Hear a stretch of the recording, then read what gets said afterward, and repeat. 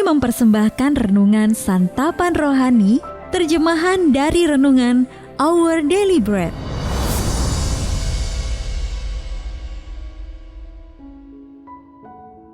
Untuk menerima notifikasi video baru kami, silakan tekan tombol subscribe dan tanda lonceng di bawah ini. Sahabat ODB, pembacaan Alkitab hari ini terambil dari 1 Petrus pasal yang ketiga ayat yang ke-8 sampai dengan ayat yang ke-12. 1 Petrus pasal yang ketiga ayat yang ke-8 sampai dengan ayat yang ke-12. Kasih dan damai. Dan akhirnya, hendaklah kamu semua seia sekata, seperasaan, mengasihi saudara-saudara, penyayang dan rendah hati. Dan janganlah membalas kejahatan dengan kejahatan, atau caci maki dengan caci maki.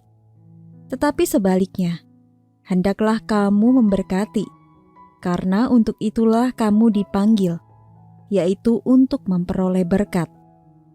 Sebab siapa yang mau mencintai hidup dan mau melihat hari-hari baik, ia harus menjaga lidahnya terhadap yang jahat, dan bibirnya terhadap ucapan-ucapan yang menipu. Ia harus menjauhi yang jahat dan melakukan yang baik. Ia harus mencari perdamaian dan berusaha mendapatkannya. Sebab mata Tuhan tertuju kepada orang-orang benar, dan telinganya kepada permohonan mereka yang minta tolong. Tetapi wajah Tuhan menentang orang-orang yang berbuat jahat. Ayat mas renungan hari ini terambil dari Titus pasal yang ketiga ayat yang ke-4 sampai dengan ayat yang ke-5 dalam versi bahasa Indonesia masa kini. Allah, penyelamat kita, menunjukkan kasih dan kebaikan hatinya kepada kita.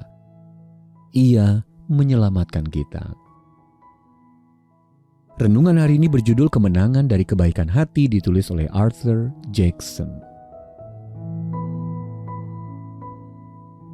Sahabat ODB, ketika J.K. Robinson, seorang pemain kulit hitam pertama di Liga Utama Bisbol Modern, bertanding di Shibe Park, Philadelphia, pada tanggal 9 Mei 1947, Doris yang berusia 10 tahun berada di tribun bersama ayahnya.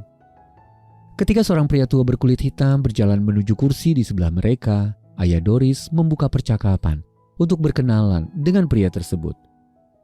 Doris mengatakan bahwa percakapan kedua pria tentang skor pertandingan bisbol itu membuat dia merasa lebih dewasa. Di kemudian hari dia berujar, "Aku takkan pernah lupa bapak itu," dan juga senyum di wajahnya. Interaksi yang menyenangkan antara Doris, seorang gadis muda berkulit putih, dan pria tua baik hati dari keturunan budak tersebut menjadikan hari itu begitu istimewa.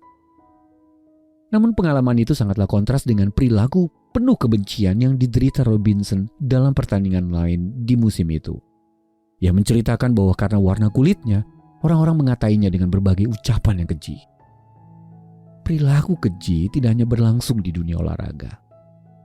Sifat buruk juga bisa tumbuh subur di lingkungan rumah tangga, tempat tinggal, tempat kerja, bahkan gereja.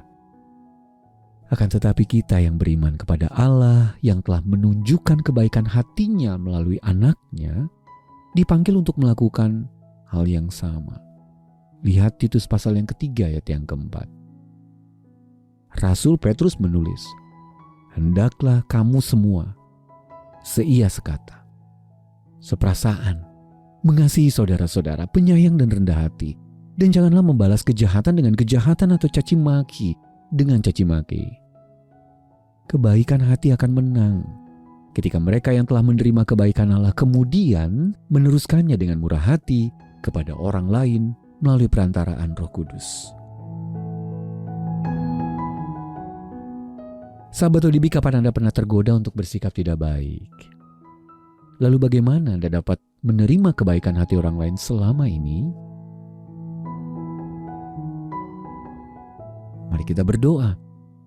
Ya Bapa, aku sangat bersyukur atas kebaikan yang telah Engkau anugerahkan kepadaku melalui anak-Mu Tuhan Yesus Kristus.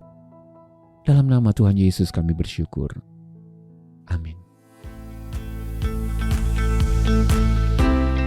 Mari mendukung pelayanan ini agar kami dapat menjangkau banyak jiwa dengan firman Tuhan yang sanggup mengubahkan hidup. Silakan scan kris yang tertera di layar untuk memberikan persembahan kasih. Tuhan Yesus memberkati.